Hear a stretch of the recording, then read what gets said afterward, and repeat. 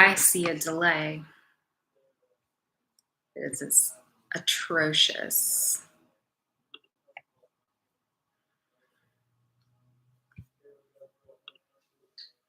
It's probably because I have 27 tabs open on my other browser. So we shall see. We shall see.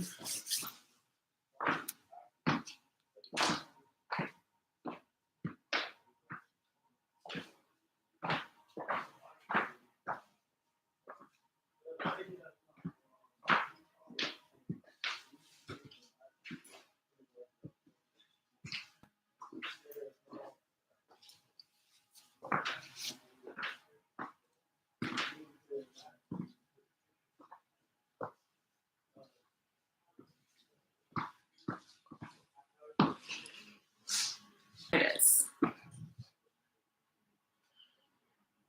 It is terribly distracting.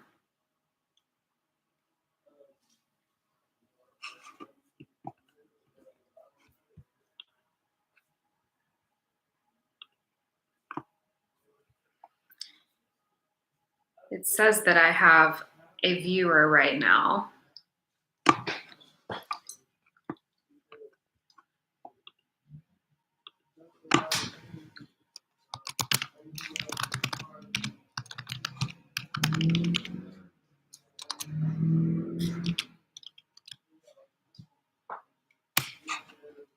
There. All right. So if anyone drops in, say hello, please. I would love to know if anyone is here, because I am still getting used to this interface.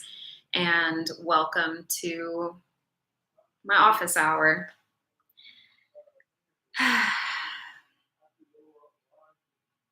So ideally, this would be an opportunity for anyone who is curious about the work that I offer can come chat with me. So I'd like to tell you about the work that I offer, and I understand that there is a delay that I'm seeing right now on my screen. And so I'm going to compensate for that as best as I can and cross my fingers that it's translating okay on the other end for you all.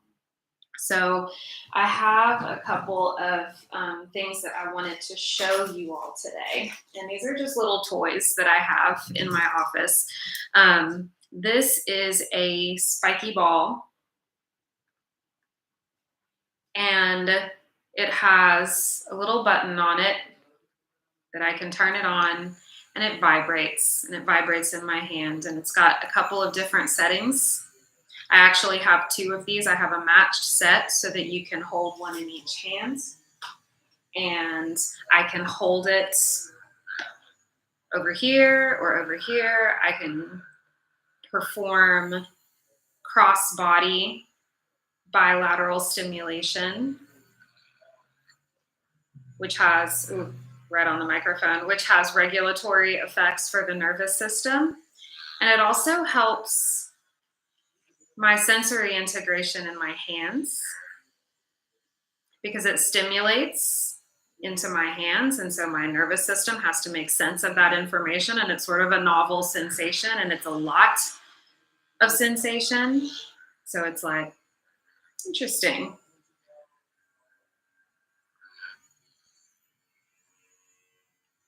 Sometimes I just put it on my neck. So that becomes a vagal nerve stimulator, external vagal nerve stimulator, face, jaw,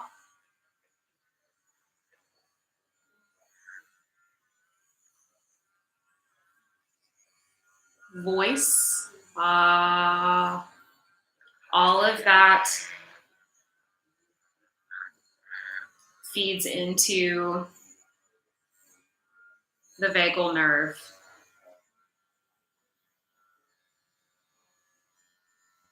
Complex.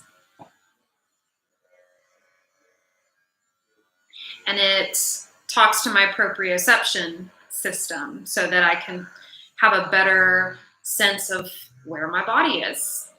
Where is my sternum? It's not just this imaginary thing that floats in my chest. It's like it's right here. I can feel it. I can feel it vibrate a little bit. And it feels a little bit harder over on my left than my right.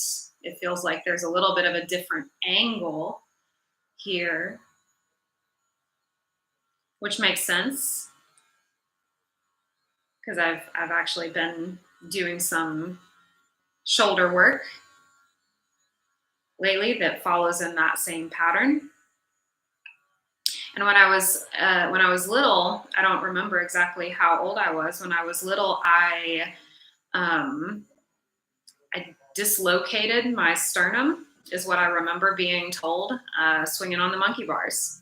And so I had this heart injury when I was a kid, that made it painful to breathe for like a long time.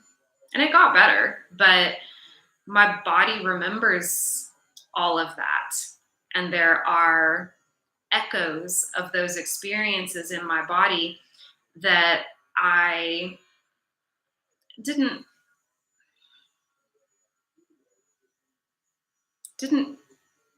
know how to notice before.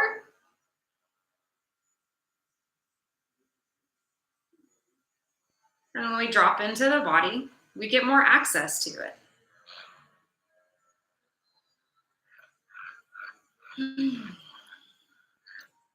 So, grounding, proprioception, little self-love,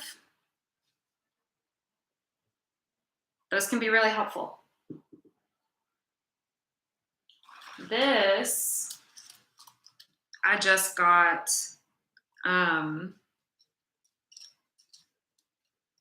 other day.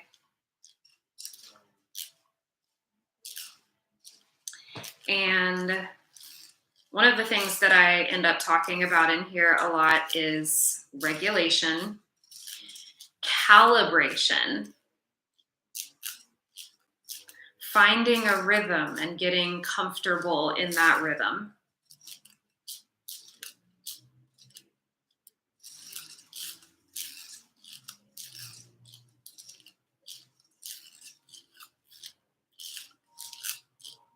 Am I moving my hands equally?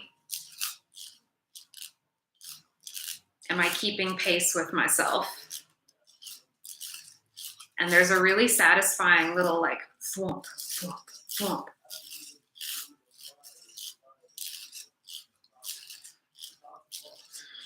So I can feel that rhythm and I can feel the momentum that I have some amount of control with. I can speed it up. But when I speed it up, I'm putting more energy through it, which means I gotta take care of that container.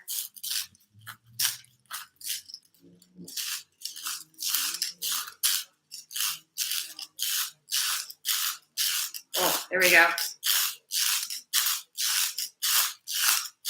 And I gotta move that momentum around just so that it doesn't go everywhere. But I can also just hold it. Basically effortless. Just, I have to pay a little bit of attention to it.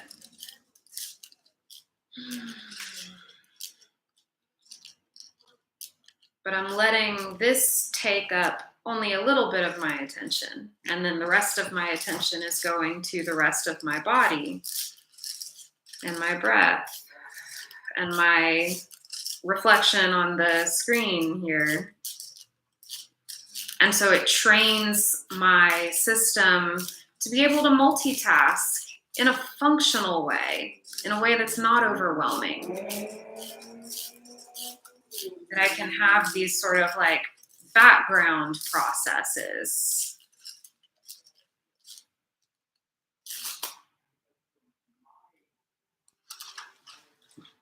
So this was like $2 at your local big box store.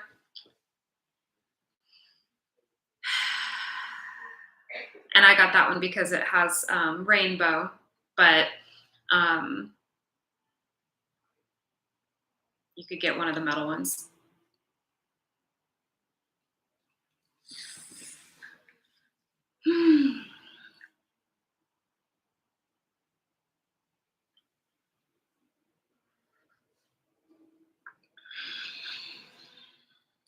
So this is going well.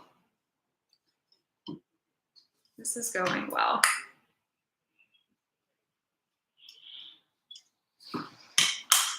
I want to give you a vocabulary word, which is oscillation.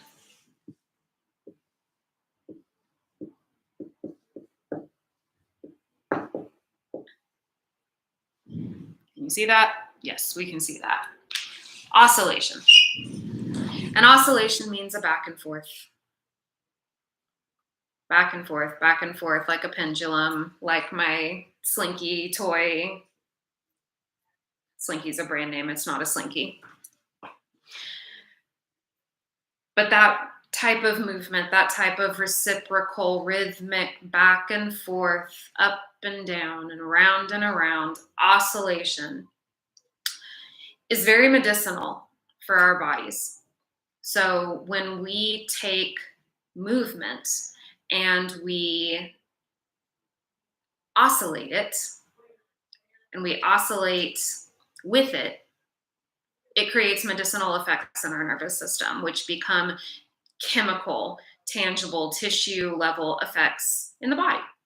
We can change resting tension levels. We can calm inflammatory responses. We can support healing responses and support balanced immune function when we calibrate within ourselves like that. So I want to show you some body movements to start to feel into what oscillation feels like.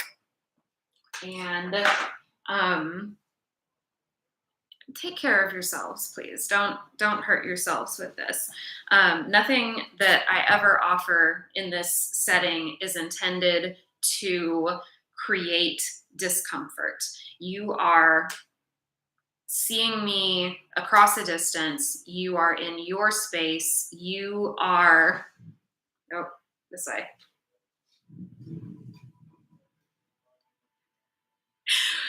You are finding safety in your body, in your space. Get oriented, get comfortable. This is how we do this. So, I wrote up here earlier, invisible rocking chairs. So the way that I have you set up for this exercise is to find a chair that is somewhat sturdy, not a rocking chair, nothing that's super squishy, but a nice solid seat, with or without a back or arms. Make yourself comfortable and keep yourself safe. So as much support as you feel like you need in order to just be in that chair and move around a little bit. And what we're going to do is we're going to find our feet on the floor and find the pelvic bones. Put your hands on your body and feel your bones because they're in there. So find where your bones are and find the movements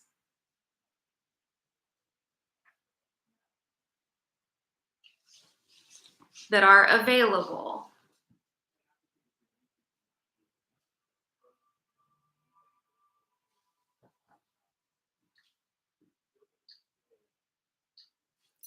Because what we want to do is we want to find the middle, center of balance, center of gravity, sit bones. The bones of the pelvis are now pointing straight down towards the ground, towards the earth. And feel yourself stack up in that way.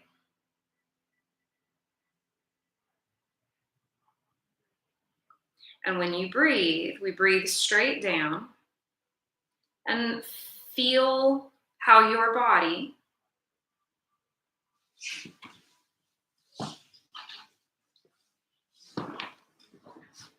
expands to receive that breath.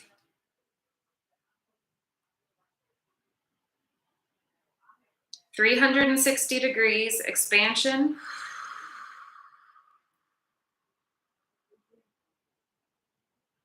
Exhale, get small.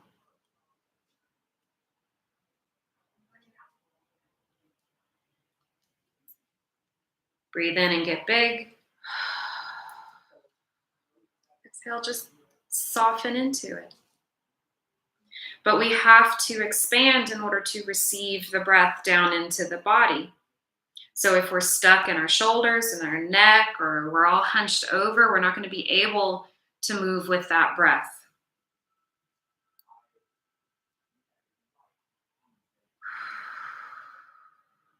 And if you get yourself a little toy like this, you can hold it and play with it while you do your breathing. And then you can visualize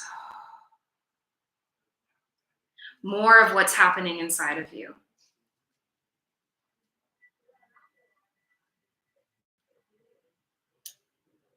And that helps.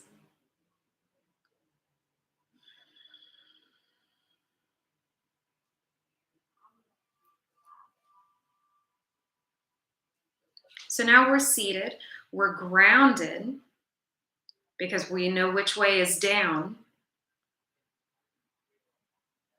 And if you need to hold like something heavy, like a weight, kettlebell, like anything along those lines, I have a medicine ball that's about this size, but it's a weighted 8-pound ball. Gravity connects our bodies to the earth 24/7. No matter what, I'm not going to float away off this seat. You're not going to float away from wherever you are. You are connected to the earth because gravity said so. And gravity is a force that we can feel in our bodies, and it pulls us down into the ground. And you can feel it in your bones. When you get quiet enough to feel it. So we sit and we ground and we breathe and we get real quiet until you can feel your bones. And the breath is the oscillation. The breath is the oscillation. And you all have seen me do this before. That's the yes nod.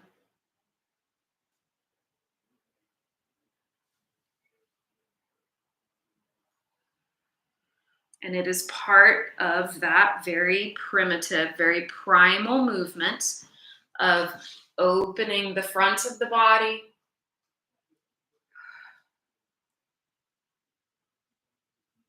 opening the back of the body,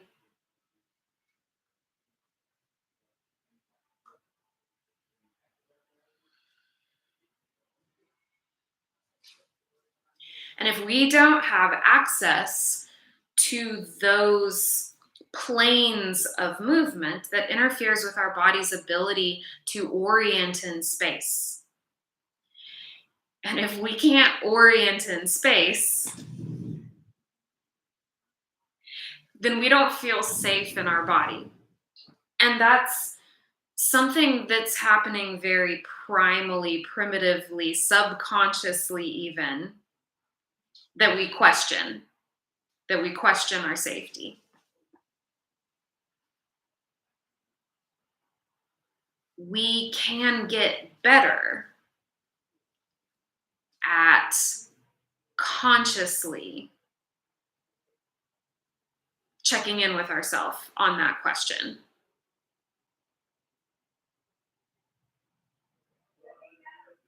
I think that's what this is.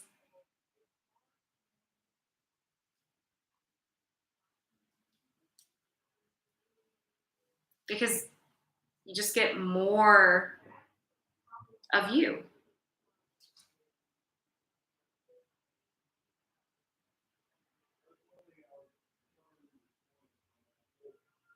It feels nice. It feels nice to feel safe in your body. And what you will hear me say a lot is that we have the technology to get more of this, to find more safety, to find more integration of all of these parts of ourselves and each other. Because we're all just different parts of everything that's going on here.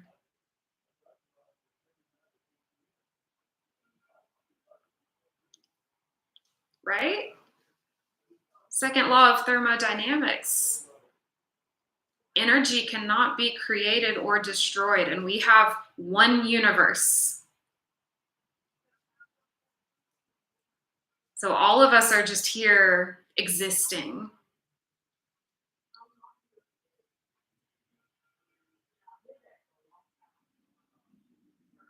And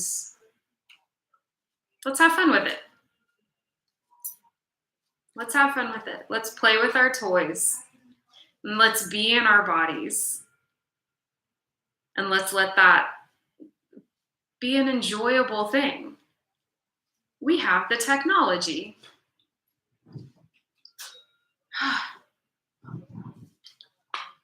You all will have to forgive me because I get serious with it, because I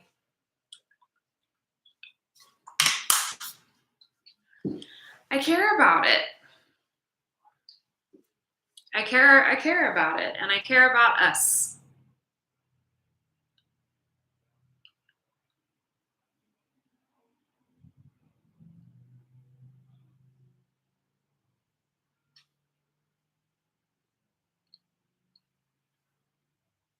So we ground, and we center, and we breathe into the rib cage.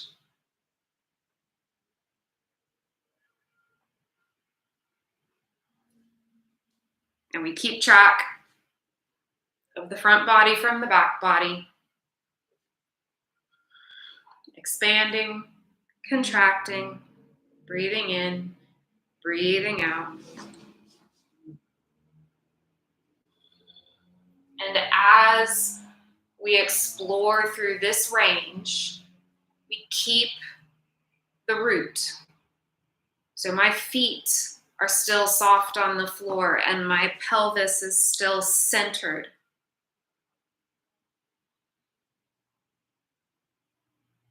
And as I come up, I have a little bit of an impulse in my low back that wants to exaggerate that.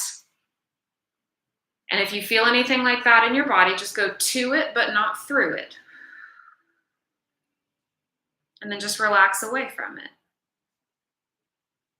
Because this whole movement, we want it to stay soft and easy and comfortable,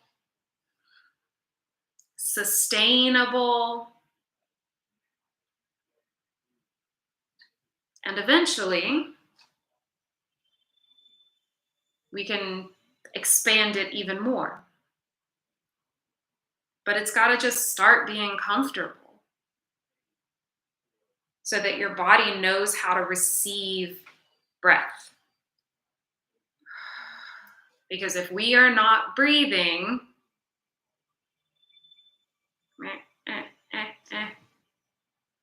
if we're not breathing, then we don't have safety. Like, we're not going to last long if we're not breathing. And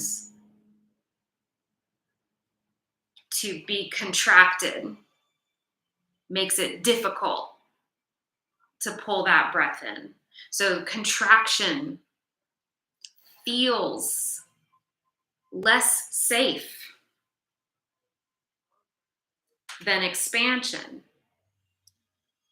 unless you've experienced expansion as vulnerability. And vulnerability means there is the potential for threat. And if our body is experiencing threat, then that is by definition not safe. And so there's a basic question for every body is, how big can we grow? How visible can we be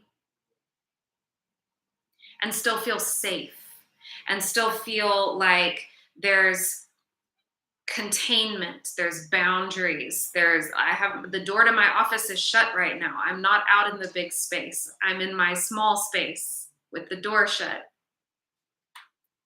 And I've got my coffee, I've got my warm drink, I've got my vibes on, if you can hear that. I'm in my comfortable, safe space to come to you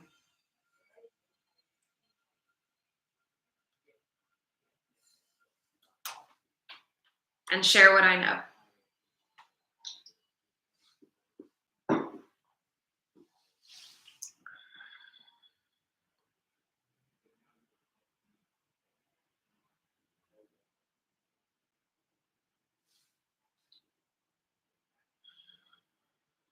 How does it feel to be sitting like this? Are you still? Did you try it? Try it. Let's expand on it. So from our centered, rooted position, I'm going to take one leg and I'm going to rest it on the opposite knee so it makes like the number 4. You can see, just like so. And as best as I can, I'm keeping equal weight in each hip. And I have one foot on the floor, and here's my opposite knee. And I'm going to lean my chest forward, not down, forward. And feel the body weight shift forward into that foot that's on the ground. We haven't lost touch of the ground. And then rock back into the sit bones. And then rock forward into the grounded foot. And then rock back into the sit bones. And now we're in the invisible rocking chair. And it is the leg, it is the grounded foot on the floor, pushing the floor away, pushing the floor away, pushing the floor away with the hip muscles. Chest comes forward, not down. So it's a stretch in the hips, especially that one that's elevated here. It's a stretch and then just center. Stretch and center. And you find a pace and you find a rhythm that works and you oscillate. And we breathe.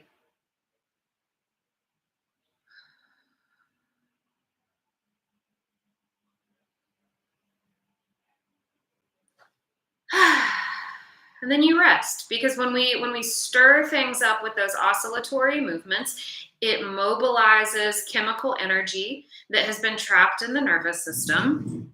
Trapped is a strong word. Held, kept, imprinted. It's just patterning. It's just habits over time.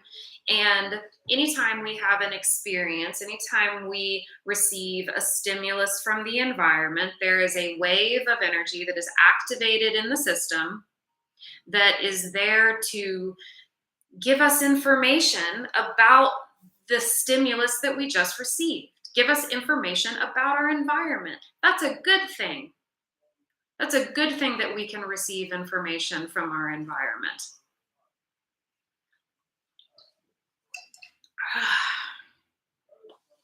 I like it when my chest is warm.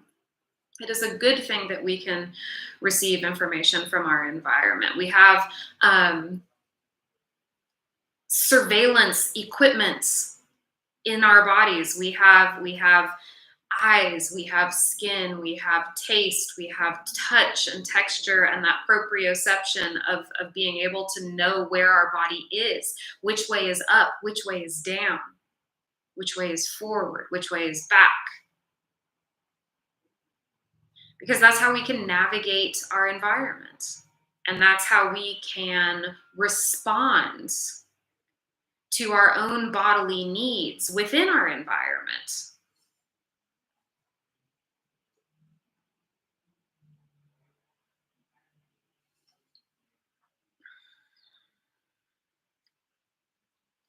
I just wish that like someone would pop in here and ask me a question.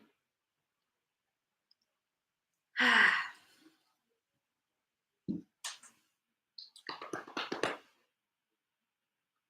right, figure 4, get that leg up there, stack up,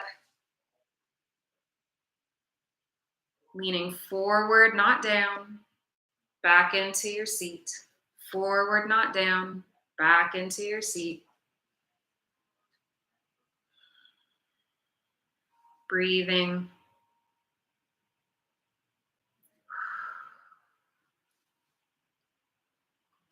And it's a hip stretch. That's all it is. Primarily is it's a hip stretch. You might feel it deep in what I call the back pocket. Like if you were wearing jeans and you slid your hand into your own back pocket, that might be your stretch. It might be more along the side of your thigh. That might be your stretch.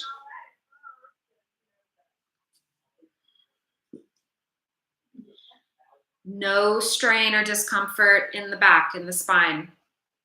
Push the floor away with your foot, stretch into the hip, push the floor away with your foot, stretch into the hip. Keep breathing.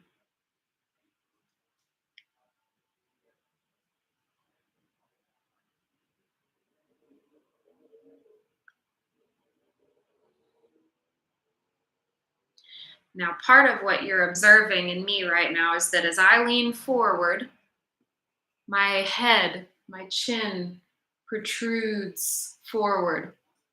And as I lean back, my chin tucks again.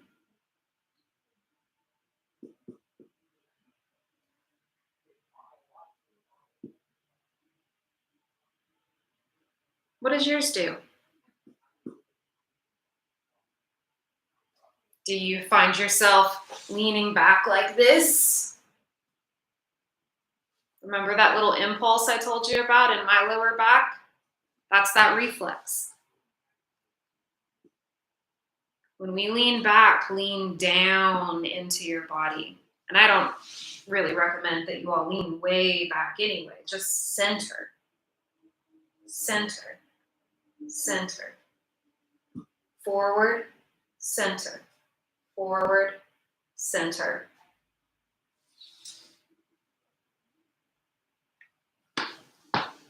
And then go back to the other side. And we'll rock over here again.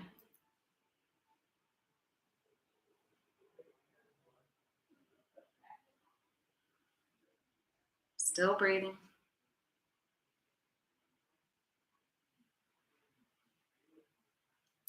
My spine is just like a hinge.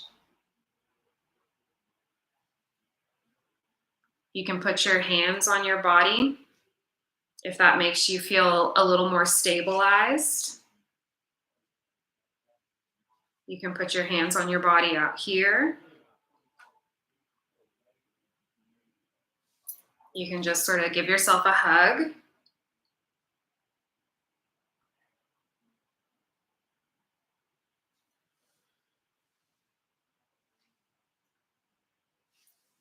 And we'll switch again.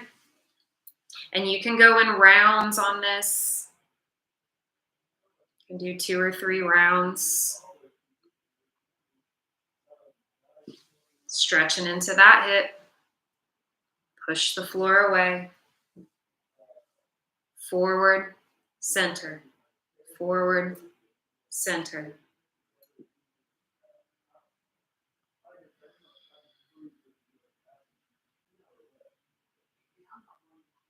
And once we've gone through those, we're going to get both feet on the floor. Wide base of support. Wide stance here.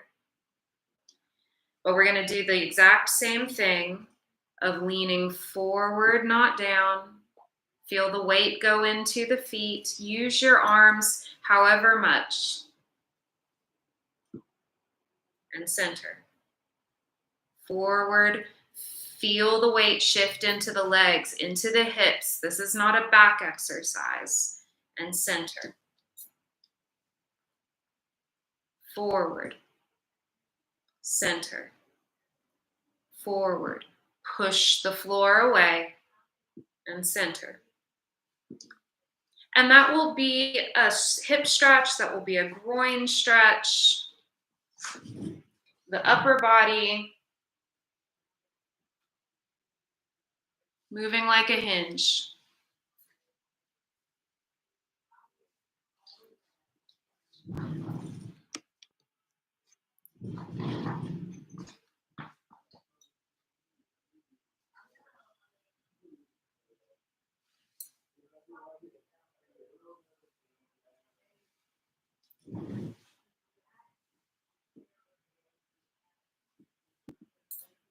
And always come back to the center. End in the center, end in your root. End with gravity pulling you down. And your posture just stacking up in the opposite direction. Gravity pulls down. Postural control pulls up.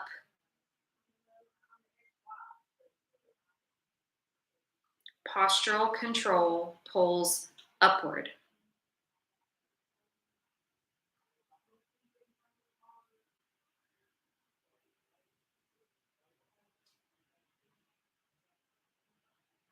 In Qigong, they'll talk about the string of pearls to pretend that there's like a hook, basically, that you're hanging from, and that the spine is just dangling like a string of pearls. That sensation of just moving weightlessly. Qigong is an amazing art that's been around for a really long time, and highly recommend it. Qigong, Tai Chi, yoga. These are systems of movement, systematized movement that have existed as technology for thousands of years, at least hundreds of years. And there are obviously people who spend their lives mastering that one thing. But anyone who's wanting to get into body work of this type, to get into embodiment, meaning to be in your body, to embody yourself authentically, these are great systems to work with. They will teach you probably what you need to know, and they will give you a container for a lot of the work to happen automatically, because this is a machine. This is the technology that we have. It's cool. It's cool stuff.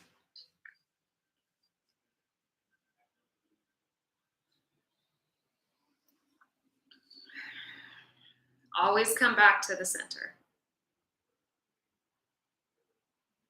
Always come back to the center. And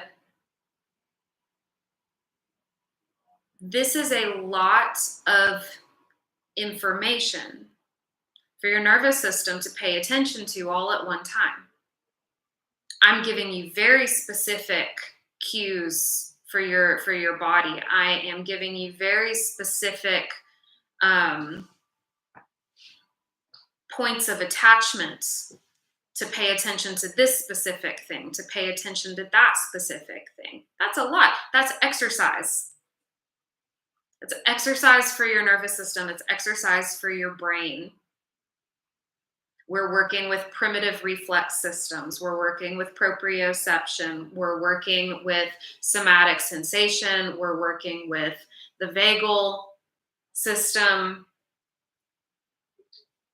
which is our threat and safety system, particularly as it relates to environment, which includes the people in our environment and our social scenarios. And so those of us who experience social anxiety, who experience overwhelm in crowded places, or any sort of sensory processing, highly sensitive, neurodivergence, flavoring. That's what's happening on some level, is that your nervous system is receiving so much information that it's overwhelming. And turns it turns into noise in our processing systems, and our mental framework for processing experiences gets clogged. And then it's just like, I'm tired and I'm grouchy and I don't really know what I need to do about that. And that's overstimulation. And some people developed an ability to circumvent the discomfort of that overwhelm by separating their attention from their bodies.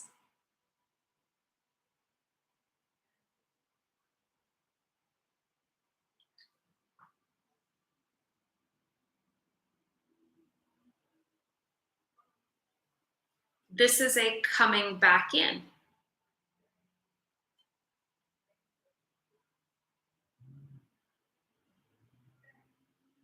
One very little bit at a time, very, very gently, but coming back into your own self, your own space, your own cells.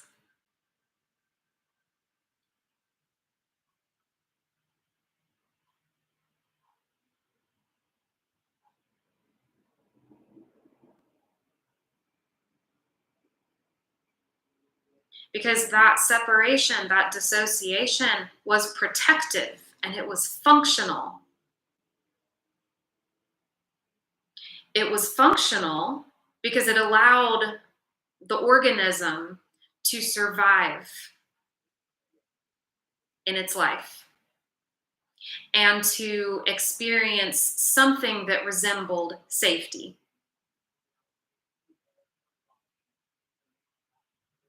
And if we're in a really noisy environment, right, all of those sensations, all of that stimulus from the environment, all of that hitting our system, and it's noisy.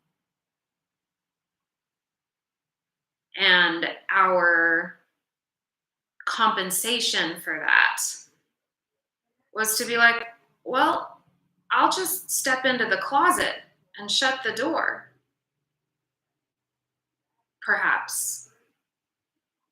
Perhaps it was like, I'm gonna get all the way out of this house. You tell me. You tell me what that story is for you. But that's dissociation. That's what happens when we separate from our embodied experience.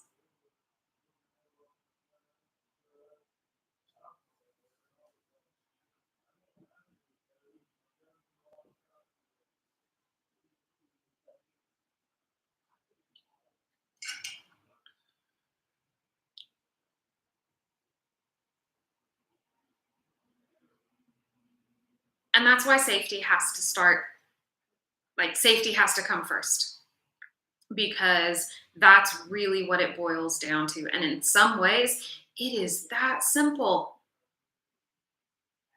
Isn't that nice to know? Isn't that nice to know that it might just be that simple as, are you safe? And I mean right this minute. I mean right this minute. Wherever you are sitting, wherever you are hearing me from,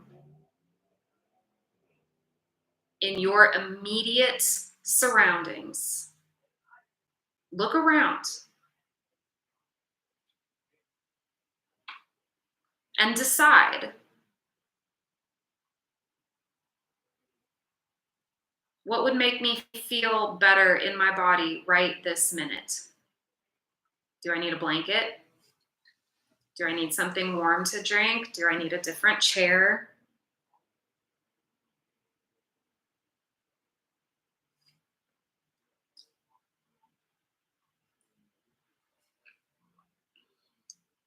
Because you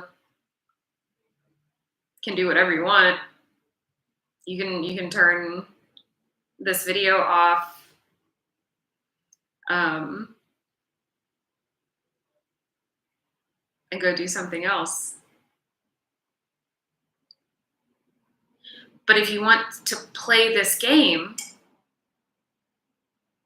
then see what your body asks you for right now, and do something nice for yourself, either in this moment or at some point in time before the day is over. I challenge you. I challenge you to do something nice for yourself, to do your body some sort of kindness, just because your body will enjoy it, because it will be nourishing and nurturing, and it will drop a little pebble into the scale that says safe, not safe, safe.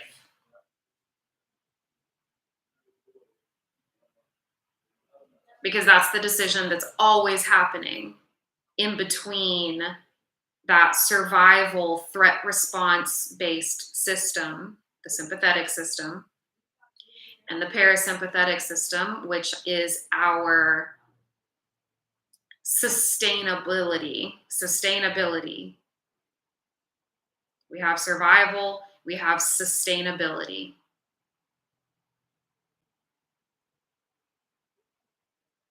And yes, that's our rest and relaxation, but the reason it's rest and relaxation is because we understand at the somatic level that we are safe to rest. If the predator is still in the room, we can't rest. We can't rest when there are enemies nearby.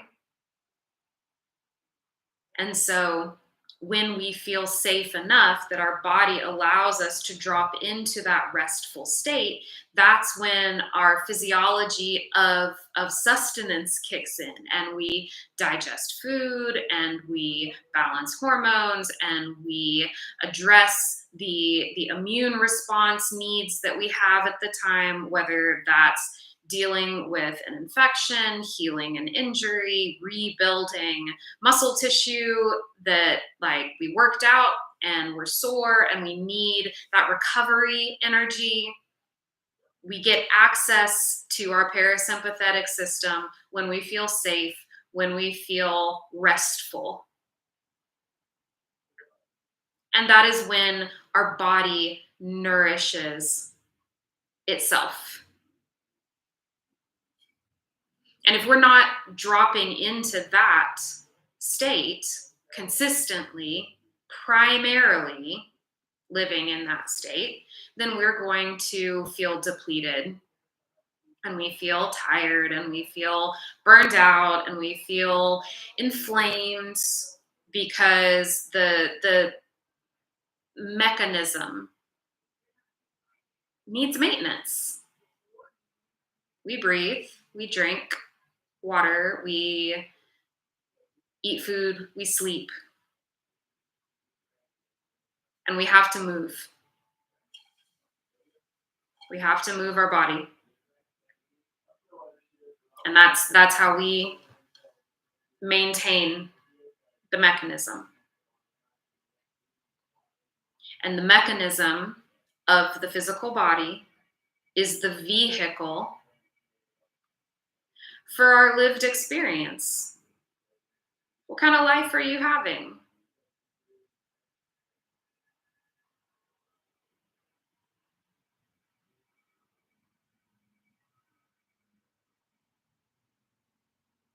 That's a big question for me to ask.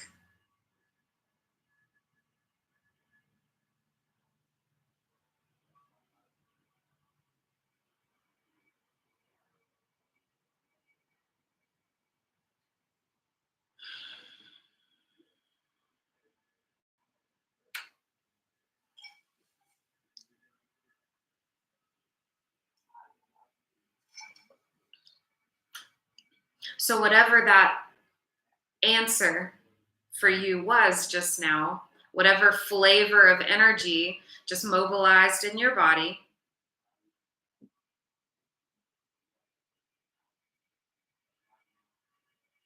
let yourself expand around it, and then let it go.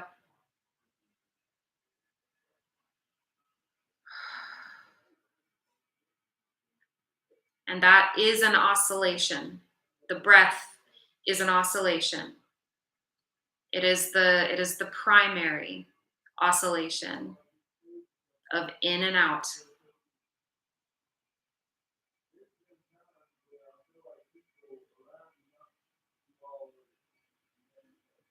There's always duality. There's left and right, forward and back, up and down, in and out, expand, contract.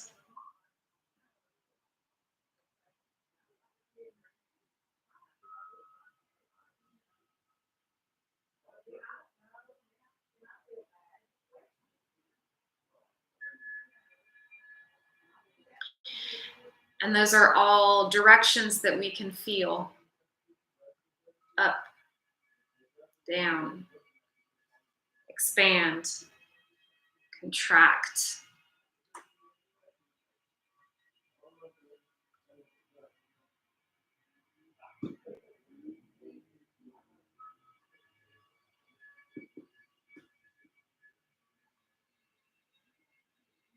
Sit bones stay rooted.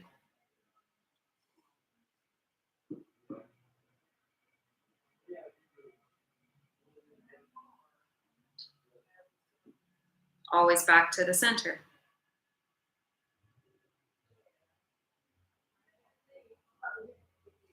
And when you get your feet back on the floor, preferably they were on the floor the whole time, but I'm in this little swirly stool, so that's what I do. But feet are back on the floor now, and I'm going to tap my heels against the ground so that I definitely know where the ground is. And that's also a way we can think about just like shaking extra energy down through the legs, down into the ground, grounding.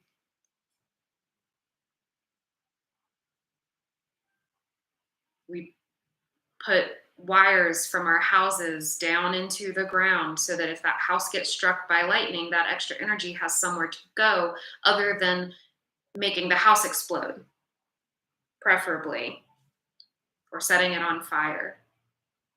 And if we think about that as information coming into our nervous system, sending that energy somewhere other than trying to hold it in our system, in our cells, in our physiology, in those energetic imprints, feedback patterns. They're not fully conscious. They're just in the wiring. They're in the soup. They're in the atmosphere.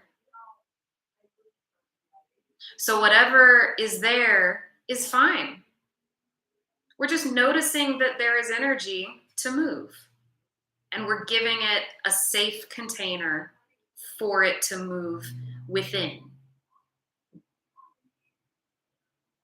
Because when we don't mobilize our energy, it contracts, it condenses, it gets stagnant, it gets stiff, it gets thick, it turns into sludge in our ligaments and our fascia. It doesn't feel good. Doesn't feel good.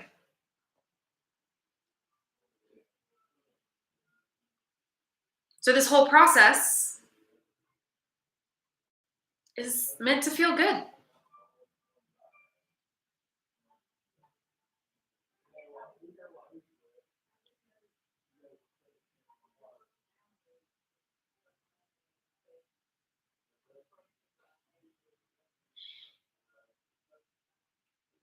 And I recommend 10 to 15 minutes every single day at about the same time every day, preferably first thing in the morning.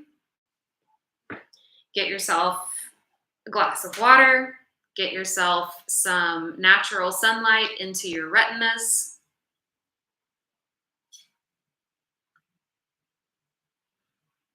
And find somewhere to sit or stand or be on hands and knees, quadruped position. I will show you other positions and other movements. Today we did seated, and we'll grow it out of there. But this is a good place to start because you're still having to sit up. If I had you laying all the way on the ground, we would actually be missing some things. But there is good medicine in rolling around on the ground too. So we'll get there. But today we did seated. And that is my recommendation, is to spend 10 or 15 minutes or longer if you want to, if it's feeling good and you don't want to stop, but at least 10 to 15 minutes every single day of sitting and oscillating and breathing and thinking kind thoughts about your body and allowing your body to share with you what's going on for it.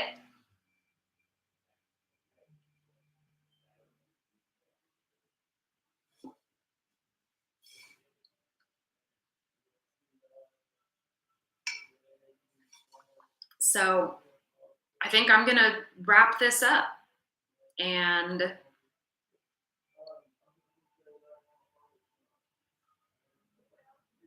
do it again next week. If you have questions, if you have a need for support around this, get in touch with me. I'm easy to get in touch with. And if you want to talk about something in particular during my office hours, let me know. And that will help me. But that gives you an idea of what we're doing around here. And I will see you next time. Thank you for being here.